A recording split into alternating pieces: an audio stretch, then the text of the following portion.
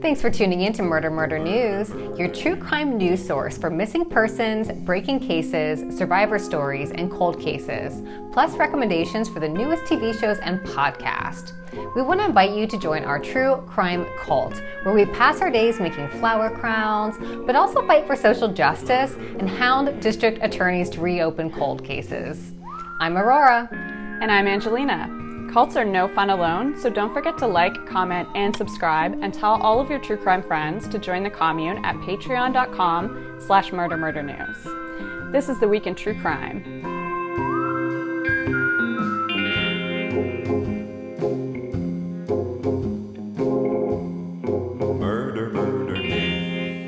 We do want to issue a disclaimer that while our name is Murder Murder News, we often focus on missing persons, survival stories, and sexual assault, giving preference to cases affecting BIPOC and LGBTQIA communities, and some that may not be getting enough attention by mainstream media. Our intent is to bring attention to these cases and make sure these stories are told from the perspective of the victim or survivor. We do our best to report accurate information about these cases, but because they are still breaking, it can be hard to find reliable information. We love hearing your feedback, so just send us a message if the information we have researched is inaccurate or out of date, if you just think we got it wrong, or if you want us to help share you or your loved one's story. Our email is always open at murdermurdernews@gmail.com. 21-year-old Dianna Brice was reported missing by her mother, Betty Cellini, on March 30th.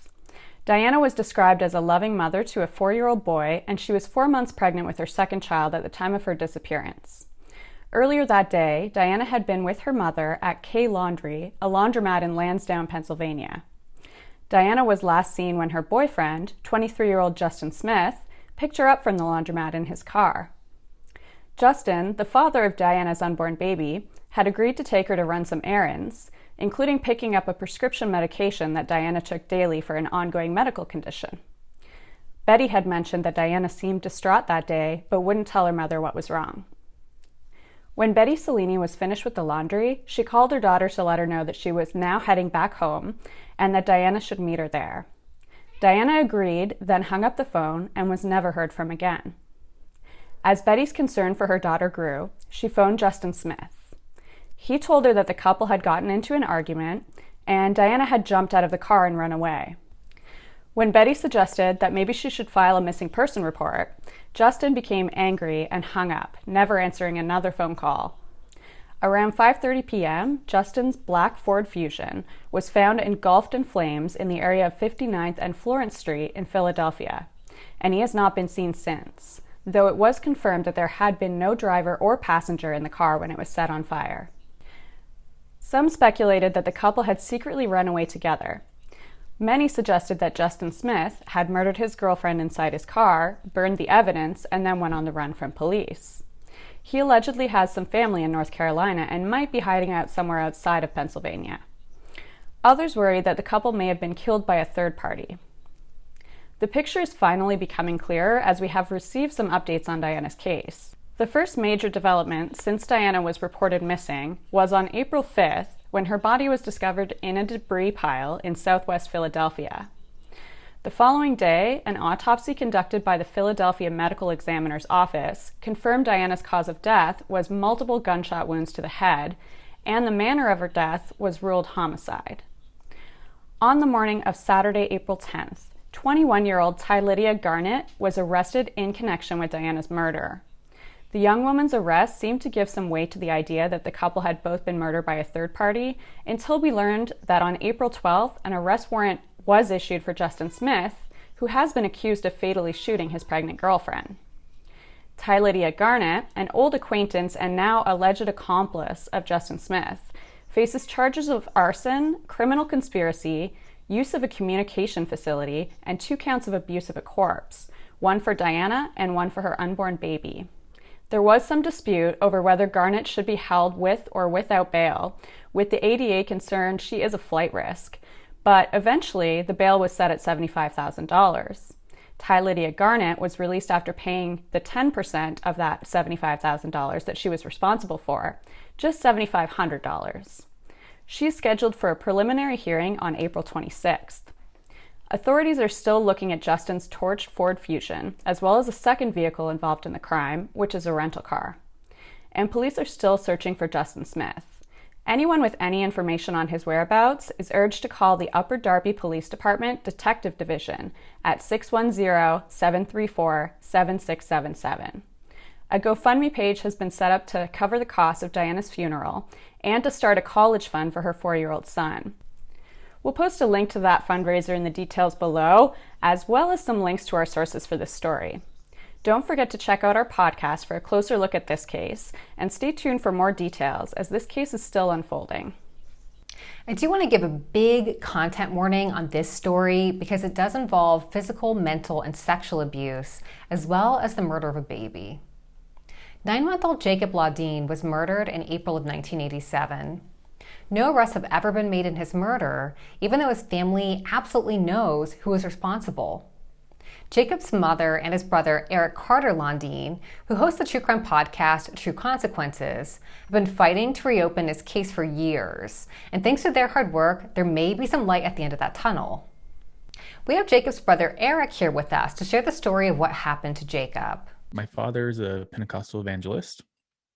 He would travel around Texas preaching and would often leave my mom and I alone for weeks at a time while he was preaching, which was pretty difficult for my mom because I was a very small child. I think I was probably 4 or 5 before Jacob was born. And at the same time, I'm really pestering my parents to have a sibling for me. And I'm going so far as to pray every day. When my mom and I did our nighttime prayers, that's what I would pray for. And she, I'm sure, was pretty annoyed by that because she kept saying, I'm not going to have another baby. I'm not going to get pregnant. But she did. She got pregnant with Jacob. But Jacob was amazing. He was this bright light that came into our family at this really dark time. He had this energy and this fearlessness that was so inspiring. And was a complete opposite of me. I was so afraid of everything and everybody that Jacob did not have any fear. His favorite things to do were pulling all of the drawers out of the kitchen cabinets so knives and forks would shower around him, and he would just laugh his head off. He thought it was the funniest thing. Very He was, curious. yeah, he was very curious. He loved to, in his baby swing, he would reach forward and grab the front legs of the baby swing and throw the entire thing backwards so it would be on the ground. And he thought that was hilarious. He had this laugh that was not like any laugh I've ever heard. It kind of sounds like the way Eddie Murphy laughs a little bit, which was weird, but I can still hear it in my mind when I think Can you about do it. it for us? Yeah, it's a little bit of a croaking sound. It's like Eric's mom had been struggling to make ends meet. Her husband was often out of town, leaving the three of them alone and just scraping by. But that's when the man we'll call D pushed his way into their family. He was my dad's best friend, and my mom decided to leave Texas because she was really tired of having to worry about feeding us and not having money. And she decided to move back to New Mexico, where our family is. And we moved in with my grandparents. And my mom started working right away. She had help with my grandmother and my aunts to help take care of us so that she could work. And Dee started sniffing around shortly after that.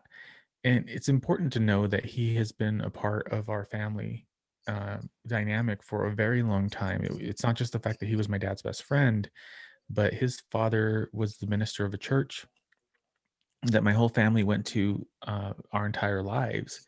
His aunt is my godmother. His sister is married to my mom's brother, or was married at the time to my mom's brother. So there was so many layers of connection.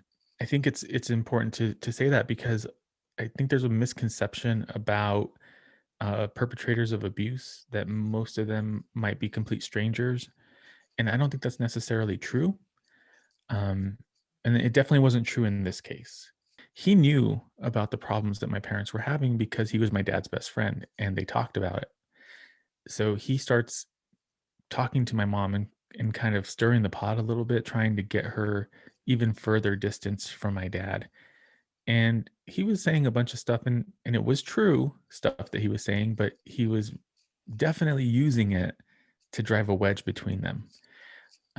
So he told my mom that my dad was having an emotional affair with a woman, and that was true. That was happening. But my mom wouldn't have known if he wouldn't have said that, right? And that's not to say that my dad was in the right or that it should have happened or any of that, but it was just his motivation was a little bit sinister in the sense that he was trying to really infiltrate my mom's life. At the same time, he starts showering us with affection and attention and gifts. So we are starved for this attention because my dad was not really around, and it was easy to get sucked into that. I got sucked into it. I was like, this guy is so cool. He has an awesome car. He listens to really good music, and he likes to watch movies and eat candy. And he was like the perfect step parent candidate. So Dee makes his way into Eric's family's life. He's excited to have this kind of cool sort of stepdad, but then things really take a turn. And then shortly after that, um, weird things started happening to Jacob that we couldn't explain. He started to have bruises on his body. He had a subdural hematoma that had to be lanced and drained. And Dee started to blame me for it. He started to say that I was jealous of Jacob and that he saw me hit Jacob. He saw me kick Jacob. He claimed that he left me and Jacob alone so that he could take his kids to their mom's house, and that I picked Jacob out of the crib and dropped him on his head. Um, and so he starts kind of sowing these seeds of doubt, not just with my mom, but with my grandmother and with everybody in the family, telling them, oh, I've really noticed that Eric is jealous of Jacob. When Eric was just 6 years old, Dee attempted to gaslight him and manipulated not only him, but his mom and grandma into thinking that maybe Jacob's injuries were caused by him. As a result, his mom sends Eric to live with his dad in California. Then, one night in April, while Eric's mom was at work, everything changed. Weeks go by, and my grandmother's watching Jacob one night. She wants to go to church, but Jacob has an ear infection. He's been sick for a couple of weeks. And so she didn't want to bring him because he was being fussy. So she called my mom and said, hey, I really want to go to church. My mom was working at a grocery store. What do I do with Jacob? My mom said, well, I guess you could take him to D. I get off in an hour. What's the worst that could happen in an hour? Which is something she regrets for sure, because immediately she started to have these feelings that something was wrong. She couldn't really figure out what it was, but she felt like this compulsion to want to go home. And so she asked her boss to let her leave early, and he said no. He told her she only had an hour left on her shift and that she should just finish it. And then it got busy. And then I'm not sure how much time passed. It was less than an hour for sure. But at some point, an ambulance is driving by the grocery store really fast with the lights on. And Dee comes running into the grocery store in a panic, telling my mom that Jacob is unconscious and he's not breathing. And so they rush to the hospital. And at this point, Jacob's already being loaded into a helicopter. And he is airlifted to Albuquerque, which is about 75 miles away from where we lived in Socorro. And Jacob's injuries were so severe that even though my mom and grandparents hadn't made it up to Albuquerque yet, the doctors had to proceed with emergency surgery because the brain swelling was so bad. The entire time they're driving to the hospital, Dee is telling my mom, I didn't hit him. I swear I didn't hit him. I promise I didn't hit him. I didn't do anything to him. And he is telling her the story about Jacob being sat on a couch while he's dubbing cassette tapes. And Jacob, apparently, according to him, fell off the couch, hit his head on the coffee table, and then started vomiting.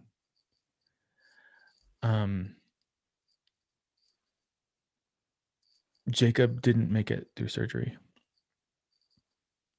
We know how hard it can be for a victim or survivor to leave their abuser, and Eric's mom really struggled to break free from Dee, in part because he dangled the idea of the truth about what really happened in front of her. So he kept kind of holding this, I have the truth about what happened to Jacob over my mom's head. And he used that to, again, manipulate his way back into her life. And for people who don't know what it's like living with this type of abuser, um, it isn't 100% abusive all the time. There are good times and bad times, and the good times are really good. Yeah, so when the times are good, they're really good, and it makes you. Almost like a form of gaslighting, because you start to question your sanity, and you start to forget how bad things were before because things are so good right now. And that's exactly what was happening here. And so, he was very contritious and very apologetic, and here's some flowers, here's some chocolate, I'm so sorry, like here's a baseball for Eric, and can we go to dinner, can we talk this over, I'll make things right by you. And he was very charming. Anybody who is that type of abuser will be extremely charming, because otherwise they won't have any victims. So that's how they get their victims. um, so my mom starts dating him again, and then he does this weird thing where he gets health insurance and claims my mom is his spouse and claims I'm his stepson, and adds us to his insurance, and then tells my mom that they have to get married so that he doesn't get in trouble and have to go to prison for fraud because he lied. And so they get married. And once that happens, all hell breaks loose. He becomes this complete monster. And there's just tons of abuse all over the place. It's physical, mental, emotional, sexual, every kind of abuse you can think of is happening. um, and when my mom was interviewed by the police, initially they asked her if she thought he was capable of hurting Jacob, and she said, I don't think so. Well, through all this abuse, eventually we figured out, like, she realized that he was capable of it. And so when she was finally able to get away from him, um, she went back to the police and she asked them to reopen the investigation. And the prosecutor in the DA's office told her that they would not do that because she gave him an alibi. And what they meant by that was, when she was asked if she thought he was capable of hurting Jacob, and she said, I don't think so, they claimed that was an alibi. I would have thought that maybe the police would have picked up on the fact that Eric's mom was lying about Dee because she was also being abused and was afraid of him. But there's more to the story. Oh man. Yeah, I do. And it's going to make some people really mad. And it's going to make some people probably put their heads on their desks. But he was really good friends with the entire police department. They played basketball every weekend together. And that's important because, I think a lot of people will say, well, why didn't she call the cops? Why didn't she do this? Why didn't she leave? Why didn't this happen? And she did call the cops. And when she called the cops would come over and they'd be like, what's happening? And Dee would say, oh, I don't know, she's being crazy and she's like threatening to kill me and trying to hurt me, and I had to push her off of me because she's being insane. And they'd be like, oh bro, I get it, I'm sorry, be careful, have a good night. And then they would leave. And then he would go back and tell her that if she ever called the cops on him again, he was going to kill her and me. Eric and his mom did not give up on getting justice for Jacob and have worked to get the case reopened. After my mom was told no in the 90s, we sort of lost hope that anything would happen. Um, we even filed police reports about my abuse and about the attempted abuse of my cousin, and nothing happened. It never went anywhere. And so we started to feel like there was just not going to be any justice for anybody, for me, for Jacob, for my cousin, for anybody. But in 2005, we heard rumblings about um, a statute of limitations being repealed. There used to be a statute of limitations on second-degree murder and in New Mexico, and people will be yelling at their YouTube channel right now saying there's no statute of limitations on murder, and I can tell you there was one in New Mexico. um, and then it was repealed in the early 2000s, and so my mom and I were kind of reinvigorated with some hope at that time. And so we went to the state police cold case department. We asked them if they would look into Jacob's murder and if they would see if there was any potential to reopen the case. And they did. Sergeant Thomas Christian from the state police did a phenomenal job. He looked through everything. He talked to everybody he could. Um, I have so much respect for that man. He did a phenomenal job. The case file that he put together, in spite of everything that's missing, was very compelling. And so at the end of his investigation, he said in his summation that it was very clear that Jacob died one way. It wasn't the 5 or 6 ways that Dee claimed he died. He changed the story at least 6 times. He said that it's clear that it was a result of Dee's care or lack of care. It's not clear if he was intentional in hurting Jacob, but it's clear that at the very least it was negligence, and that there should be charges brought against him because he should have known how to care for an infant, having had 2 children of his own, knowing that Jacob was ill. All of those things, even if it was negligent, he deserved some sort of consequences for it. And so Sergeant Christian emailed the current DA at the time, and his name was Bruce Burwell. And he said, I think you should open up this case and I think you should file charges. And Bruce said that he would not be doing that because of the lack of evidence and because of the statute of limitations. So when we got the file from the state police in 2019, that's when I learned a lot. I learned that the medical examiner said Jacob's cause of death was blunt force trauma to the head. And in the MRI, they saw what looked like impact the size of an adult male's hand, open palm hand, on the top of his head. He also had a broken rib. He also had bruises on his body, and he had another skull fracture that was healing from the previous brain injury that he had. They said that the injuries on Jacob were consistent with injuries that you would expect to see in a victim of child abuse. There's just one little sentence in the police report, and it says that the sergeant walked into the captain's office and said, we don't need to schedule a polygraph anymore because Dee confessed. That's all it says. There's no recording. There's no transcript. There's no notes. There's nothing that indicates what he confessed to. There's nothing that indicates what the circumstances of that confession were. So we don't really know what he said in that confession, but it must have been compelling enough for them to cancel the polygraph. So Eric just launched a social media campaign on April 1st for the 34th anniversary of Jacob's murder to reopen the case. As I got closer to the 34th anniversary of Jacob's death, I started to get really upset that I hadn't heard back.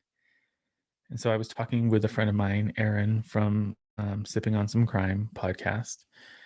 And I said, I really think I want to do this big push now that I have so much momentum around Jacob's story. A lot of people know about it. I think I can really leverage this and maybe turn it into something positive. And so she helped me come up with the idea.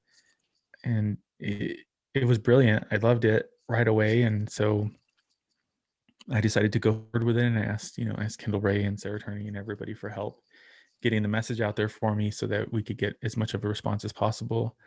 And the DA only lasted 5 of the 10 days before he responded. So he only got half of the pressure that I was going to apply on him, which is kind of funny.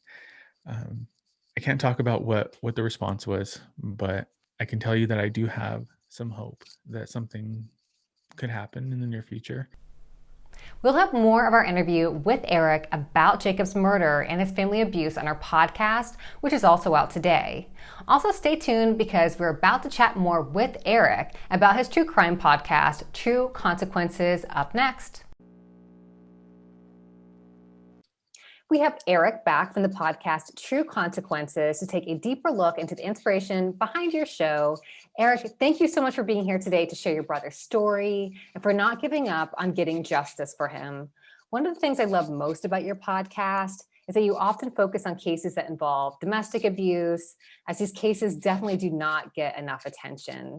So, what was kind of the inspiration behind starting a podcast, and why did that feel like the right medium to share Jacob's story and other stories?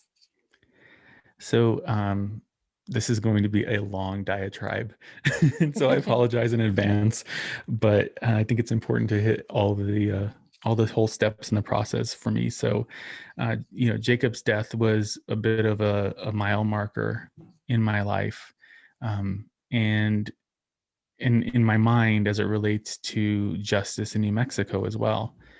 So as I started to grow up, I found myself kind of using things like true crime and paranormal as an escape from the terrors of my life. And so that was always kind of an obsession for me. And I remember I took a creative writing class in middle school and a journalism class. And I kept trying to write poetry, and all of my poetry was really dark and really depressing. And so I'm going to need some of those poems. No, no. We'll read them. Never. I won't even look at them anymore. But but I was really mad at myself because I'm like, I feel like I'm not that person. I'm not like that dark, depressed person, but that was how I would express myself and get all that stuff out of there. So anyway, in New Mexico, we have huge problems with poverty, with domestic violence, with child abuse. It's a pervasive issue. The national average statistic for child abuse, I believe, is 8 out of every 1,000 children are experiencing child abuse. In New Mexico in 2018, it was 15 out of every 1,000 children. So it was nearly double the national average. So I say that because I started to notice that there were many cases like Jacob's that were coming up in the public eye. And it became exceedingly frustrating for me as the brother of a victim of child abuse and as a victim of child abuse myself to see that in a span of 3 decades, nothing had changed and nothing had improved. It continued to be as bad, if not worse, than it was in the 80s. And so I constantly would tell myself and say to others, like, somebody should do something, somebody should say something. And I kept saying that over and over again, and nobody was doing anything. Nobody was saying anything. And when people did anything, it almost felt like a half-hearted gesture. I'm sure that wasn't their intention, but that's just how I felt about it.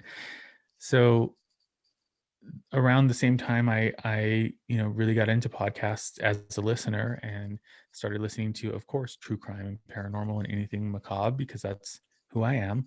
My inner goth is showing. I love it. And so, I continued with the somebody should do something, somebody should say something. And then one day it just hit me like, well, I could probably do that. I could probably say something. I don't know if I can do anything, but I can at least say something about it. And I had dabbled in podcasting before. I had a podcast that focused specifically on male sexual abuse. And I was interviewing survivors and experts in the field. It's gone, so don't go look for it. You can't find it anywhere. But that was probably 5 years or 6 years before I started True Consequences. And so I just decided, okay, I'll do a podcast devoted to crime in New Mexico because, first of all, there's so much of it that I will never run out of content. But also I felt like maybe I could change the tone of true crime a little bit and make it more empathetic and make it more about advocacy and more about education and information as opposed to sensationalism, as opposed to speculation. Those are all the things about true crime that drive me crazy. And at the same time, trying to be respectful as much as I can of the victims and their families. And the other part of it was I really didn't want any families that are dealing with fighting for justice to have to deal with what we have had to deal with, which is being largely ignored. Um, and the news media is good in a lot of ways because it helps get stories out there. But at the same time, if you have nothing new to talk about, they really don't want to talk to you about the story again. And so I wanted to give a platform to families who potentially need to get their story out but aren't being heard. And I wanted to give them a platform that will give them a genuine voice that doesn't have an agenda, that doesn't have an angle or a spin. Um, and so I try to give them as authentic of a voice as possible. And True Consequences was kind of born with all of those ideas. That's great. And I got to say, you have the perfect voice for podcasting. Like it's so soothing and even. And, I know people like to joke about how they fall asleep to their true crime podcast and somehow that's soothing. So if you're that kind of person, it's perfect for that. But you could also have like a going to sleep podcast and it would be like, your voice is just like a hug. It's so great. So I'm glad you picked the right medium for sure. Yeah. Well, and I used to be terrified of being on camera, but I've gotten used to it now. So I think that's why I didn't jump into YouTube right away because I'm just like, I don't like it. What do I do with my hands? Right. I never know either. I'm like, I shouldn't be on YouTube. Yeah. Eric, you've had some really great and powerful episodes, and you recently had one that talked about a very needed topic, which is victim blaming. And I can't applaud you enough for this because you made yourself so vulnerable in sharing your family's story of abuse, your brother's murder, and then got some kind of negative feedback. Unfortunately, I had heard on your podcast from Kendall Ray's episode, which really blew up, which was great for getting the story out there. But what's shocking to me is that people were sort of blaming you and your mother instead of the actual abuser and murderer where the blame belongs. So it's this culture that I don't quite understand. You and your mother are both survivors. You survived this horrific ordeal, and now you're being honestly like re-victimized by strangers on the internet. So how do you handle this? And do you have advice for anybody else going through somewhat of a similar experience? Yeah. I gotta tell you, it was shocking to me. And, I saw a comment that said, well, he should have expected this because he put his story out there. And honestly, like, okay, yeah, I probably should have expected that. And maybe it was naive of me to expect that people would be respectful and courteous, but um, I didn't expect it to be as nasty as it was. And um, I- and to be honest, I didn't want to tell Jacob's story. I'm only doing this because I have to. Right. Um, it took me a full season of True Consequences before I got there to even have the strength and the courage to do it. So it's hard not to take it personal, because it is so personal. The story is personal. It is my life. It is my mom's life. It's my brother's death. Um, so it's almost impossible to not take it personal. And I am very emotional and empathetic, and I wear my heart on my sleeve. So I take things to heart pretty easily. So um, it was hard. It was hard, and my advice would be stay out of the comment section. That's my advice. Um, I it's like a morbid curiosity. I kind of wanted to know, and so I put myself in that situation, and I should not have done that. Um, but the majority of the comments were positive and supportive and helpful. But I think it's important to know that when you're talking about something like domestic violence, there is no black and white answer to it. It is loaded with gray area. Everything about it is a gray area. And so until and if and hopefully you've never been in that situation, you will not understand the subtlety of it and how precarious it can be to be in that situation and how exceedingly dangerous it is to try to get out of it. And so I think that I wish that people would take a moment and just think about, is this going to be helpful to anybody for me to say this in regards to anything online? Like, is it going to be helpful to anybody? Mhm. Because if it's not, then it might be something that nobody else needs to know. Like, it could Right. be an opinion that you could just keep and hang on to it like a little gift that just rots your soul from the inside. Right. but like you don't have to tell everybody exactly what you're thinking all the time, and I don't know.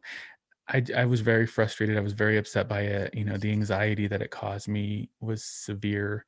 And I told my mom, I'm like, please don't go on YouTube and please don't look at those comments. And she didn't. So I'm glad she didn't. But yeah, that episode was very important to me because I feel like there's so many misconceptions about domestic violence. There's so many misconceptions about what it means to be in that situation. And there's so much judgment that's wrongly attributed to the victims as opposed to the perpetrator. Yeah. And I would say take that a step further about like if you're having a negative thought that you're thinking about posting as a comment on YouTube or social media or whatever, keep in mind that a real person is reading that, like a real person is going to read this, and 2 seconds of your day of having this negative thought can like send somebody into a depression spiral. Like you could end somebody's life. Like these things matter. And also, like, honestly, if y'all are watching this and you're thinking about posting something negative on anything ever, maybe take a second to like, there's probably something going on in your life that needs to be addressed. And I mean that in like a kind way. Like, what are you going through that this sort of negative energy is coming through and you're wanting to push it on somebody else? Take a minute and have some self-care and like tell yourself you're beautiful or you're smart and you're good enough or whatever, and try to kind of work through what that negativity is about, because it's probably something that you're unhappy with that maybe you could have some improvement. Like if you took a minute to kind of mull it over instead of pushing it onto somebody else and now both of you are miserable. Like love yourself more, go take a bath, have that glass of wine, and just kind of like think if it's going to be helpful for you or that person. Like Yeah, I can't express that enough. Like it's probably something in your life. for So sure. that's great. And that's great advice, Eric. And again, I'm so terribly sorry that you have to read those comments. And I do the same thing. I just try to ignore them and not look at Well, it when I can. I can't speak highly enough about the value of therapy, especially when you've gone through trauma. Um, Absolutely. yeah, and having this whole campaign for Jacob and telling his story over and over again, I've gone back to therapy, and I'm grateful for my therapist. She helps me so much, and she's like, just stay away from the comment section. She's very Yes. wise. Right. I love that. That's like pretty much every conversation I have with my therapist as well. Just don't look at them. So, you mentioned that you initially didn't want to cover Jacob's story on your podcast. Why was that, and what made you change your mind? Um, I didn't want to because it was very painful to talk about. So the interview I do with my mom is the first time we ever talked about Jacob's story together. Wow. We had never talked about it, and that's how painful it was for me and for her and for everybody in my family. So I also am a very private person. I've never wanted the spotlight. I've never wanted fame. I've never wanted to be in the public eye. It's never been something that I've looked at and wanted. Um, and so it wasn't anything that I was definitely excited about. But the more I thought about it, well, let me back up a little bit. So I was having a conversation with a mom who her son was brutally murdered in New Mexico. He was like 15 years old. And um, we were talking about the effect of recidivism that we have in New Mexico and how that impacts violent crime. We have a law in place that is supposed to ease overcrowding in jails, and it's allegedly, the way it's written, is it's supposed to make sure that only violent offenders remain incarcerated. But it is so vague that it has led to the judges releasing pretty much everybody on remand without bail, on their own recognizance, not remand, sorry, releasing everybody on their own recognizance pending trial. And what happens is a lot of these violent offenders will continue to offend while they're pending trial for the thing that they were originally arrested for. And so then they get arrested again, then they get released. That's just some background. You can cut all that out. That's fine. But I won't. but I'm having this conversation with this mother, and I say something, along the lines of, what you ignore, you permit, and what you're silent about, you allow to continue. And that was like a massive gut punch to myself. Right. So I have the ability of really taking what I say and putting the mirror in my face and saying, yeah, I'm talking to you. So Very wise. so I was like, wow, I can't believe I just said that, first of all. And second of all, okay, I have to say something, because I'm expecting other people to do that. If I expect them to do that, I should be willing to do the same thing. It's not fair for me to have this expectation of others and not hold myself to that same standard. That's great. And incredibly wise words. Thank you for that. Well, you covered some really interesting and heartbreaking cases. I really loved and was moved by your episodes about Victoria Martins and the Toy Box Killer. Out of all the cases you've covered, are there any that really keep you up at night? Yeah, Victoria Martins is certainly one of those cases that keeps me up at night, especially knowing the issues that have been going on with justice in that case.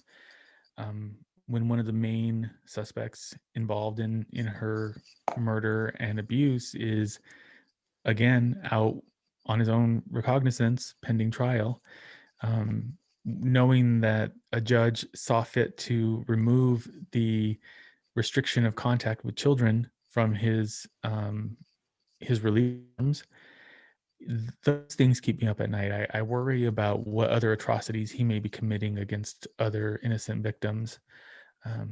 That really bothers me. There are so many cases that I covered that keep me up at night, but there's so many cases that I'm going to cover that keep me up at night as well. And I'm really continuing to hone in on the injustice related to child abuse, going into season 4, and talking about the laws and the way things need to change here. But Omar Varela is another one that I'll be covering in season 4 that is heartbreaking, and another terrible child abuse case. Robbie Romero's case is one that my heart breaks for his mother and for the people that are continuing to look for him. And then, one of the most difficult cases or interviews I conducted was with Cynthia Vigil Jaramillo, which was the woman who was responsible for the Toy Box Killer being arrested. And her harrowing tale of escape and resiliency is just heartbreaking and inspiring at the same time. Great. Well, Eric, it's been such a pleasure having you today. Can you let our viewers know where they can find you on social media? Sure. You can find True Consequences at True Consequences Pod on Instagram and Facebook, and at True Cons Pod on Twitter. Great. And be sure to subscribe to True Consequences wherever you listen to podcasts so you don't miss a single episode. This week, we're watching The Serpent on Netflix. The 8-part miniseries is based on the real life of French serial killer, scam artist, and thief Charles Sobhraj. Sobhraj was known for being handsome and charming and lived as nearly a celebrity, all while tricking tourists by claiming to be a drug dealer or gem salesman, drugging and robbing them. His crimes span Thailand, Nepal, Pakistan, Malaysia, India, France, Afghanistan, Turkey, and Greece throughout the 60s and 70s. Obviously, serial killers are the worst, but the music and costuming in this show are pretty fantastic. Have you watched The Serpent yet? Let us know what you think of the show in the comments. Thanks so much for tuning into This Week in True Crime with Murder Murder News. If you haven't already, hit the subscribe button below, give us a thumbs up, and tell all of your true crime friends. Help support Murder Murder News by visiting our Patreon at patreon.com/murdermurdernews. We have some great benefits like merch, a shout out on our YouTube and podcast, exclusive episodes, and early access to tickets for our live online events. Your support helps feed the MMN goats, add to our community wig wall, and help support our amazing writers that keep you up to date with the latest breaking news every day on murdermurder.news. And don't forget to follow us on Instagram, Twitter, Facebook, and TikTok. See you next week.